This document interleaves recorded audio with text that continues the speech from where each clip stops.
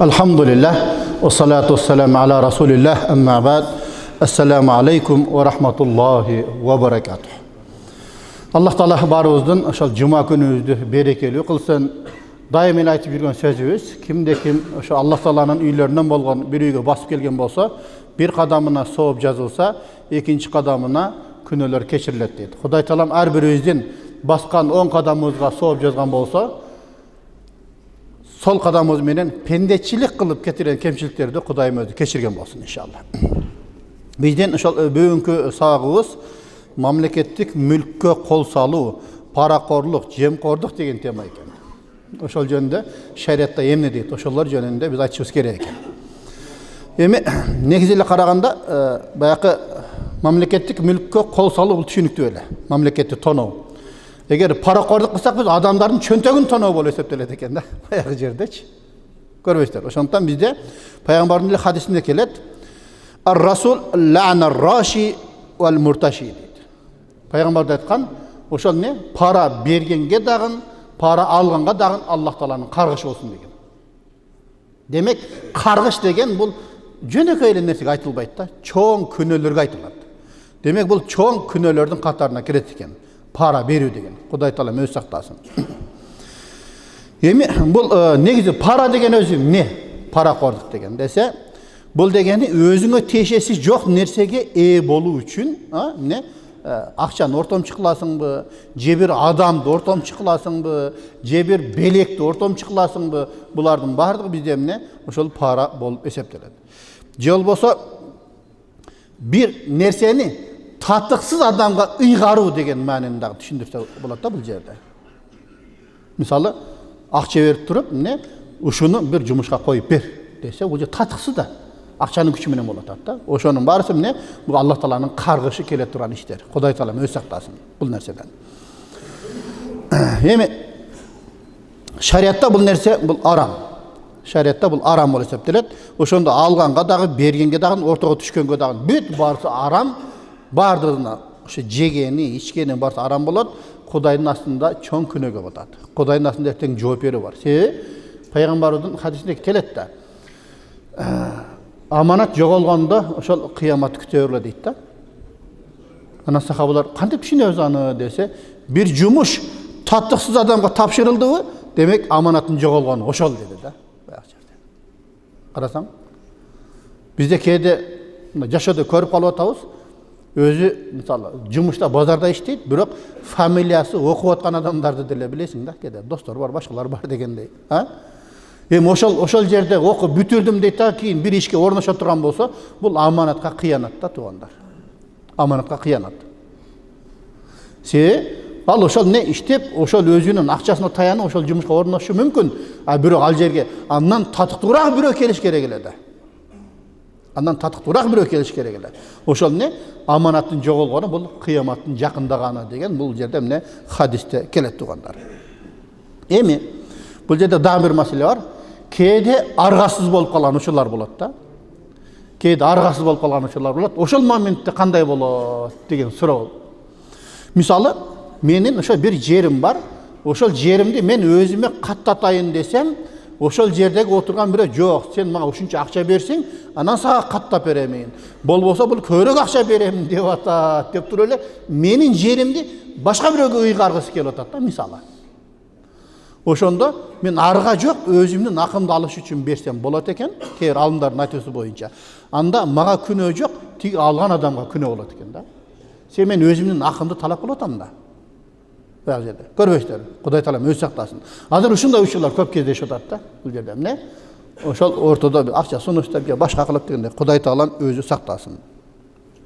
Анткени бул жерде сен өзүңнүн акыңды алыш үчүн эгер ошого мажбур боло турган болсоң, анда уруксат берилет дейт. Сен мазлум болуп эсептелесиң да бул убакта, зулум чеккен адам. Наркы эмне? Зулумдук кылып атат да ошол адамга. Кудайдын астында дагы, элдердин астында дагы. Мисалы, ошол менин жеримди, башка бирөөгө алып бере турган болсо, ошол жерде канча жыл ошол адам жашады, не болду? Ошо күнөө жашоо да. Ошо эч качан береке болбойт. Ошол жерде эмне акча сунуштап пара берген адамга дагы, пара алып берген адамга дагы, кыскасы канча адам аралашкан болсо бардыгы каргышталган адамдар да, каргыш менен жашайт да. Канча ошол жерде жашаса дагы жеген ичкени бардыгы Аллахтын каргышы менен кете берет. Кудай сактасын. Анткени пайгамбар не деди? Каргады. Аллахтын каргышы болсун пара бергенге дагы, алганга дагы деп айтты. Кудай Таалам өзү сактасын андай нерседен. Эми бул жерде бул мажбур болгону эмне себептен? Себеби бул аргасыздан берди да. Аргасыздан берди. Эгерде ал акчаны сунуш кылган акчаны бербесе, бул эмне өзүнүн акысынан айрылып калат да. Мындайча айтканда баягы орусча айтайынбы?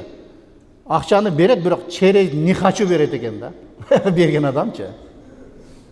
Көрбөйсүздөр. Ошондуктан бул жерде эмне? Бул арам. Ар ким өзүнүн эмне чын жүрөктөн жашаш керек да бул жашоодо. Чын жүрөктөн мамиле болуш керек. Бул жерде чын жүрөктөн мамиле болгон жок да. Ошол себептен бул жерде эмне? Арам деп атат. Кыяматта сөзсүз түрдө акысын алат экен. Анткени бул не? Өзүнүн эле бекер ала турган үлүшүн сатып алып атат да. Бекер ала турган үлүшүн бул акчага сатып алып атат. Кудай сактасын. А берки акчаны алган адам ал не? Арам тамак жеген болуп эсептелет. Арам тамакты билесиздер, а? Арам тамак менен өскөн денеге караганда тозоктун оту жакшыраак деген хадис бар. Абу Бакр радиаллаху анхунун мисалын дайым эле айтып жүрөбүз. Хазирет Абу Бакр үйүнө бир кызматчысы бар экен, дайым бир нерсе алып келсе, сурап туруп жетип, кайдан алдың бул? Кандай тамак деп. Bir gün bir tamak alıp gelse, şunu jep alıptır da. Ondan, Abu Bakr, sen takay surayt eleng, nege bugün suragan joksun? İçinde öyle soraya kalıp durun. Bu kanday tamak ele dese, men İslam dinine kelgenge çeyin köz açıklık, bakşılık kılat elem deydi. Janakı balaç. Oşonda bir nerseni surady ele, jalgan ele bir nerseni aytıp saldım ele, oşol dal kelip kalıptır. Oşonun akısına berdi ele dese, Hazreti Abu Bakr kolun oğuzuna salıptır, oşonu kusup saldı deydi da bayık жерде. Неге андай кылдың десе, мен пайгамбардын сөзүн укканмын дейт. Арам тамак менен азыктанган денеге караганда тозоктун оту жакшыраак деген хадисти укканмын пайгамбардан. Эгерде ошол не ичимдеги тамак чыкпаса, жаным чыкканга чейин мен өзүмдү кыйнай берем экин деген да. Көрбөйсүздөр. Ошол не арам тамактан не Кудай Таалам өзү сактасын.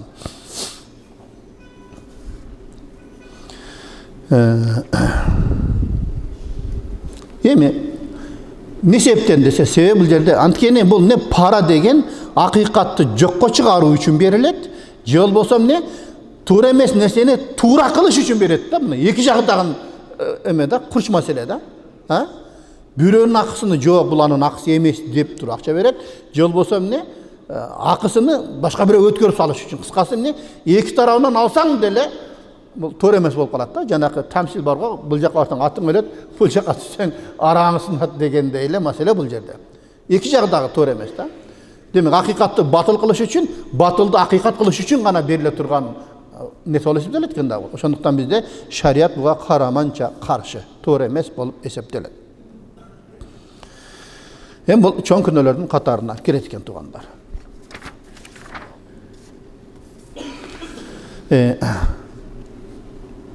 Эми акылга салып көрсөң деле ал туура эмес да.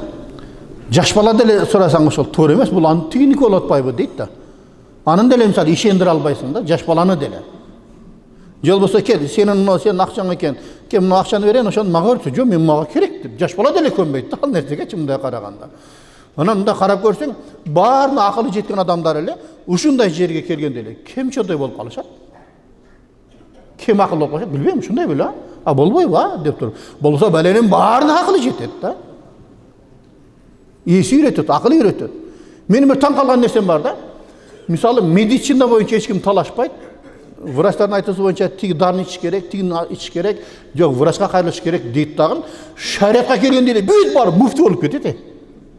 Жок мындай, менимче мындай, жок тигиндей, менимче мындай. Бул шариат менимче, сенимче деген сөз менен чечилбейт. Бул жерде же Курандан, же пайгамбарыбыздын сүннөтүнөн, же ошол мазхаб башчыларынын бизге берген фатвалары бар. Ошолор менен гана чечилиш керек да бул маселе. Менимче бул боло берсе керек деп. Сенин оюңча боло берет да, сенин кем акылыңда. Бирок шариатта болбойт да. Мисалы кээ нерселер бар да, биз акылга салганга такыр эле болбойт. Мисалы Хазирети Алинин сөзү бар го. Эгерде акылга салганда дейт, масы кийгенде масынын үстүнө эмес дейт, астына маск тартышыбыз керек болчу дейт да. Бирок шариатта үстүнө тарт деген биз үстүнө тартабыз дейт да. Чындап эле логикага салып карасаң, логика боюнча караганда асты кир дейт го, туурабы? Масыны кийгенде. Астына тартышыбыз керек болчу дейт да баягы жерде. Бирок шариатта үстүнө тарт деди, биз үстүнө тартабыз. Көп нерсе бар да, мисалы ал жерде эмне биздин акылыбыз жетпейт да. Бизде эмне шариат боюнча гана ошол маселени чечишибиз керек. Эми Kur'an'da ayet var mı deydi. Misal hadiste ayttık biz. Kur'an'dachı, Kur'an'da ayet var mı deydi. Oşol ne para korduk boyunca, cem korduk boyunca. Kur'an'da da var mı degen sorular tuğulat. Bu yerde Allah Teala şu Kur'an-ı Kerim'de Bakara suresinin 188. ayetinde aytadi ekan. A'udhu billahi mineşşeytanirracim. Ve la ta'kulu amwalakum beynakum bil batil. Ve tudlu biha ila'l hukkami li ta'kulu fariqan min amwalin nasi bil ismi ve entum ta'lemun. Sadakallahu azim. Bir-biriңердин мүлкүңөрдү уурдоо, тоноо, алдамчылык, паракордук, сүткордук, кумар ойноо сыяктуу арам жолдор менен жебегиле дейт. Карасаңар, Кур'ан аятында. Ошол жерде эмне? Арам нерселерди бүт бардын ошол жерде эмне? Тафсиринде, түшүндүрмөсүндө санап кетип атат. Уурдоо менен, бири-бириңердин акыңарды жебегиле дейт. Тоноо менен, алдамчылык менен, паракордук менен, süt korduk menen, kumar oyno siyahtуу tуура эмес, жаман жолдор менен силер жебегиле дейт, бири-бириңердин акчаңарды дейт. Башкалардын мал мүлкүнүн бир бөлүгүн билип туруп эле кара өзгөйлүк менен жегиңер келип, бийликтегилерге пара сунуштабагыла дейт. Көрбөйсүңөр, демек, бул жерде Бакара сүрөсүндө ушул аят келиптир. Эми карап көрсөңөр, баягы бири-бириңердин мүлкүңөрдү дейт эмне?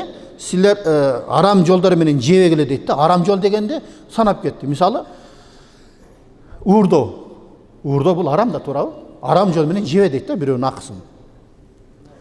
Уурукта эми сен көрсөтпөй уурдап атасың. Паракордукта сен көрсөтүп туруп уурдап атасың. Беле. Деп туруп баягы жердечи. Кудай сактасын. Мисалы, кейде адал нерсе дагы арам болуп калат экен да, уурлук менен. Мисалы, нан адал, туурабы? Бирөөнүн нанын уурдап алып жесең, ошол арам да. Нан өзү адал. Бирок уурлук жол менен келгендиги үчүн ал арам болуп калат. Эгер ошол жей турган тамагың паракордук менен келди, ал арам. Сүткордук менен келди, ал арам. Демек, биз ойлошубуз керек. Бул нан адал да. Кайсы жол менен тапканымды өзүм билем да, дей албайбыз да баягы жердечи. Себеби ал нанды бирөө жеш керек эле да, бирөөнүн акысын биз уурдап алып атабыз да баягы жерде. Дан кээде тамашалап коет. Уурлук кылып турса ал көрсөтпөй сурап алыптыр депчи баягы жерде. Эми бул эми өзү мындай алдамай да бул жерде. Так эле туура эмес. Эми карап көрүңүздөр, Кудай Таалам өзү сактасын андай нерседен. Эми ошол нерсенин паракорчулуктун, же болбосо сүткордуктун кандай себептери болушу мүмкүн да? Эң эле биринчиси бул эмне? Динден түшүнүктүн аздыгы десек болот экен да. Динден маалыматтын аздыгы. Анткени эгерде бул дин деген эмне десе, дин ушул биздин жашоону үйрөтө турган бир илим да, туурабы? Динде биринчи сен Кудайды тааны дейт, анан пайгамбарды тааныйт дейт, анан шариатын сен тааны дейт да. Эми карап көрсөңүздөр, Аллах Тааланы тааныган адам Аллахтын буйругун аткарат, Аллах Тааладан коркот, Аллах Таала буйрган иштерди аткарат, Аллах тыйган иштерден тыйылат да. Демек бул не? Ошол Кудайды тааныбагандыктан келип чыгат экен да көп нерсечи. Ошондуктан мына бизде шариатыбыз боюнча кайсы эркек үйлөнгөндө аялында диний билими жок болсо, акча төлөйбү, мугалим жалдайбы, ошол аялга диний билимди үйрөтүү эркекке важип. Анткени эртеңки күнү келечекте биздин баласы бул адал, бул арам, бул парз, бул важип, сүннөт деп үйрөтө турган бул ата-эне болуш керек. Бирок көбүнчө бул энеге байланыштуу экен да. Көбүнчө энеге байланыштуу экен тарбия. Ошол эмне? Бүт баарын үйрөтүп тарбиялай турган бул эне экен. Ошондуктан мына бизде эмне? Кыздарыбызга жакшы тарбия берели туугандар. Себеби бизде аманат да. Мисалы паракордук деген нерсе, сүткордук деген нерсе, жемкордук деген нерсе, булар такыр туура эмес да, ошону биз кичинесинен үйрөтүшүбүз керек. Бизде болсо эмне, кээ бир эркектер бар, үйлөнгөн, бала чакасы бар, такыр иши деле жок да ошо бала чакасы менен. Нени жеп атат, нени ичип атат, ким менен жүрүп атат, ким менен туруп атат, кайсыл жерде иштеп атат. Баягы дини тарбия менен такыр эле иши жок эркектер бар, Кудай сактасын. Еркек бул аманат да, көллөкөм раин, көллөкөм мас'улун дейт пайгамбарыбыз хадисинде. Ар кимин койчуман сыяктуу. Силер колуңардын астында алар үчүн жооп бересиңер дейт. Аялың үчүн, сен бала чакаң, кызың үчүн сен жооп бересиң эркек болгондон кийин. Кээде ошондой эч нерсе менен иши жок эркектер үчүн айтылганго дейм да, мен бир макалды угуп алып аябай күлдүм да. Билбейм, сиздерге да күлкүлүү туюлса керек. Бир макал окудум да. Аял картайса эркек болот, эркек картайса торпок болот деген макал бар экен. Менимче ошол жанагы эч нерсе менен иши жок эркектерге айтылып калса керек дейм ошол. Чындай эле кээде элестетип кетесиң да, кээ бир айылды карасаң, чоң энелерибиз бар, ошоктун жанында отурат, айланайын, тетигини кыл, муну кыл деп туруп тарбиялап, эркектей башкарат баарысын. Чалында башкарып коет, чал тетиги торпоктор кандай келсе, макул деп торпок окшоп жүрөбүз го баягы жердечи. Кээде ошолорго айтылган макал го деп ойлоп калдым да баягы жерде. Жок, эркек бойдон калыш керек да, туура. Эркек болгондон кийин сен аялыңды башкарышың керек, бала чакаңды башкарышың керек, неберелериң баары сени угуш керек да баягы жерде, үйдүн кожоюну болгондон кийин. Анан имам айтты, эркек картайса торпок болот экенбиз да деп туруп торпок болуп калбаңыздар анан дагы. Бул менин сөзүм эмес, бул эмне ата бабаларыбыздын айткан накыл кеби. Кээ бир ошондой эркектер үчүн айтылса керек. Бул бардык эркекке тиешелүү эмес бул. Эми демек жанакы сүткорлуктун, башкалардын паракорлуктун себептери биринчи эмне? Динден алыстыгы дедик. Динден алыс болгондугунан. Экинчиси Аллах Таалага болгон ишенимдин, тобокелдиктин жоктугу, аздыгы да. Мисалы, bizde şunda işenim болуш керек, Кудай Таала менин рызкымды эчак эле жазып койгон. Мен ачкадан өлбөймүн, менин рызкым бар, Аллах жазган. Ошо Аллах жазган рызкыны мен жеймин деген ишеним болуш керек да. Аларда мен ачка калам, бирдемке кылып өзүмдү багышым керек, тигиндей кылышым керек деп туруп эмне? Ошентип пара ала коет, кредит ала коет, же башка кыла коет. Ошол эмне? Аллахка болгон ишенимдин, тобокелчиликтин аздыгы. Анткени пайгамбар хадисинде келет, эгерде силер чындап Аллах Таалага тобокел кылсаңар дейт, куштарга рызкы бергендей Аллах силерге рызкы берип коет.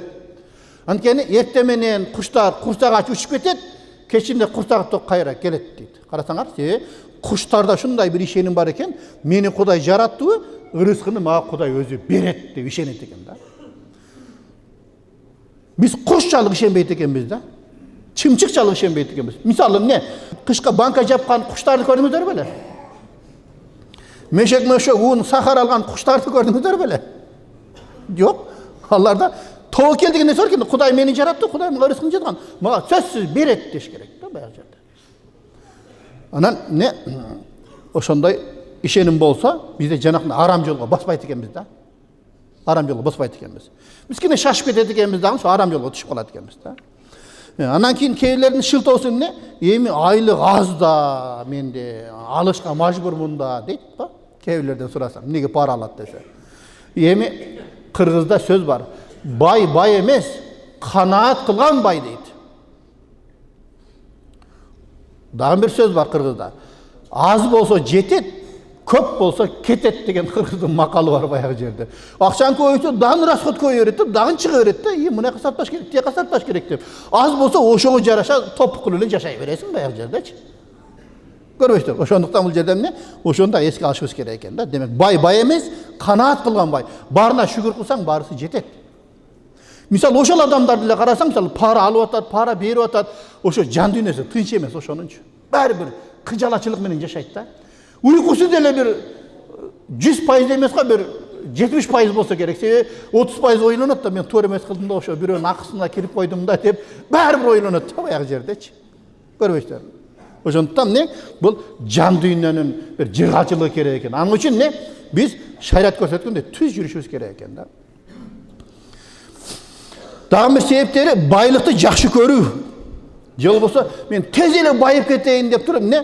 Баягы үмүт кылуу да баягы жердечи. Мен пара алып ушинтсем тез эле байып кетемин, бутума туруп кетемин деген бир байлыкка болгон бир сүйүү, арзуу, максаты байлык болуп калган да. Ошол себептен ушундай арам жолдорго барат. Кудай Таалам өзү сактасын. Демек, биз паракордук жөнүндө айттык, паракордук жөнүндө. Эми Мамлекеттик мүлккө кол салуу деп коет да. Кейлер бар да, светте нурдайт да. Не десе, бул мамлекеттик го. Ошол мамлекетте бизде азыр 7 миллион адам болсо, ошо 7 миллион адам акысы да, бюджеттин акчасычы. Sen бирөөнүн акчасын урдасаң, ошол адам үчүн жооп бересиң. Эгерде мамлекеттикин урдасаң, 7 миллион адам атына жооп бересиң да, Кудайдын атына. Кудай сактасын. 7 миллион адамдан кечирим сураш керек анын үчүн. Разы болгула деп туруп. Баарысы разы боло бербейт. Сен кыйнап, шунчалык кыйналып, кысталып атып туруп, мисалы, кээде акча төлөйт да мамлекет туруп, налогун башкасын төлөйт. Полиядагылар күнгө какталып, баягы жерде күнгө күйүп, ошентип атып налогун төлөйт. Ана мен шунчалык кыйналып төлөсөм, неге жеп койдуң? Жок, мен Аллахтын алдында аламын десе, акысы бар да. Акысы бар. Көрбөйсүздөр. Демек, светти да иштеттик, мамлекеттин акысы. Аны кайка кетип атканын андай да, мындай да деп келер саясат жүрдүт. Анын кереги жок. Сен акчасын төлөй бер, мамлекетке түштү болду. Ал жагын сен жооп бербейсиң. Сен Аллах Таала Кур'ан-ы Каримде не дейт? Ла юкаллифуллаху нафсан илля вус'аха. Аллах Таала пендеге не күчү жетпеген ишти жумшабайт дейт. Сен күчүң жете турган нерсе налогун төлөп кой, болду. Нар жагын ошол жетекчилер өздөрү жооп берет. Же болбосо күчү жетпеген ишке Аллах Таала мажбурлайт. Сен күчүң жетпейби? Сен ал нерсеге сен кийлигишпе дейт да баягы жерде. Мына туугандар, ошондуктан эгерде мисалы бул эле ошол эме свет эмес, мисалы суу. Суу. Мисалы азыр бизде крантер бар, суулар бар. Ошо суулар деле эмне? Бул мамлекеттин акысы да. Ошону деле биз эмне үнөмдүү, сарамжалдуу сакташыбыз керек. Пайгамбар хадисинде келет, дарыянын жанында дарат алсаң дагы сен сууну ысырап кылба дейт. Болбосо дарыя элестетип көр, баягы жерде. Ошого дагы ченеп алып тур, ошого дарат алып ысырап кылба деп атат баягы жерде. Элестетип көр. Ошондуктан эгерде мисалы сууну биз иштетип, ошого төлөбөстөн же шөшүктү айланта турган болсо, же башка кыла турган болсо, бул дагы эмне? Ошо мамлекеттик бюджетке кол салган болуп эсептелет туугандар бизде шариятыбыз боюнча. Ошо 7 миллион адамдын чөнтөгүнө кол салган менен барабар туугандар. Кудай өз сактасын. Андан кийин мисалы газ. Мисалы газ иштетебиз, Газды деле мисалы шөшүктөн сырткары иштеткендер бар экен, же башкалар бар экен. Билбейм мен канчалык чындыгы бар, бирөө айтат, 95-жылдары мен угуп калдым эле. Бирөө ошол эмне, ошо газ иштетип туруп, ошол компрессор менен артка айда бериптир дейт. Баягы жердечи ошону шөшүктү айлантып дейт. Кыскасы эмне, сен кандай жол менен эметпе, бирок Кудайдын астында жооп бересиң да баягы жердечи. Шөшүктү токтотуп коймой бар же башкасы бар. Кыскасы ар кандай жолдорду ойлоп табат экен, бирок баарысы бул уурулук, бул эмне мамлекеттин акысы, ошол эмне бюджетке кол салуу болуп эсептелет. Кудай Таала өзү сактасын ал нерседен.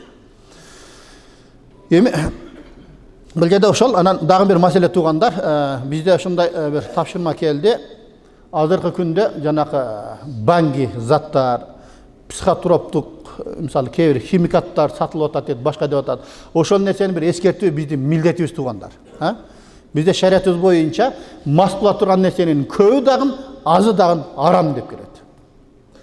Эми бул жерде мас кылуучу нерсе бир гана пиво, арак, винону гана элестетпешибиз керек да. Бул жерде эмне? Ошо химиялык нерсе болобу, же бир таблетка болобу, наша болобу, сайына турган болобу, башка болобу, анын баарысы бизде арам. Анткени муну бизде Кыргызда ата бабаларыбыз башынан эле кыска, нуска кылып айтып койгон. Ак ит, кара ит баарысы бир ит деп койгон да. Бирөө ак болушу мүмкүн, бирөө кара болушу мүмкүн, баары бир ит да алчы.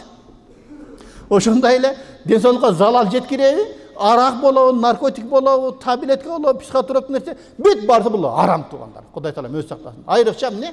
Балдарды көбүрөөк контролдой туугандар. Айрыкча ошол эмне? Мектеп жаштагы балдар акылы толо элек да, ошолор көбүрөөк азгырылып кетип атат дейт. Ошолор мисалы кээбилер мектептен чыккандан жвачка бере коет экен, кээбилер таблетка бере коет экен. Бир-эки жол пайдалангандан кийин ошого көз каранды болуп калат дейт. Кудай Таала өз сактасын. Ошол нерсени мамлекет тарабынан да эскертилип атат. Эми биз дагы мамлекеттин жараны ушул минбар бизге аманат болду. Ушул жерден биз дагы эскертип коюп, биздин милдетибиз туугандар. Ошол нерсени эмне сиздер да эскертиңиздер, балдарды контролдойк. Кээ балдар бизге аманат. Анан ден соолук дагы бизге аманат да. Мисалы, ооруп калып туруп, ошону сен дарыланбай койсоң, аманатка кыянат кылган болосуң. Мисалы бирөө тамеки тартып, тамеки себептүү ооруга чалдырып, өлүп кала турган болсо, өзүн өзү өлтүргөндөй күнөөгө батат. Құдай сақтасын. Же болса насып аятып тұрып, ошол жерде эмне ракка айланып кетип, ошо эриндери тамагы ракка айланып, өпкөсү рак болуп, ошентип бул ооруга чалдык өлүп калдыбы, өзүнө өзү жемелесин да баягы жердечи. Бул өзүн өзү өлтүргөндөй күнөөгө батат. Ошондуктан ошол нерсенин баарысын биз түшүндүрөлү туугандар. Алла ыраазы болсун.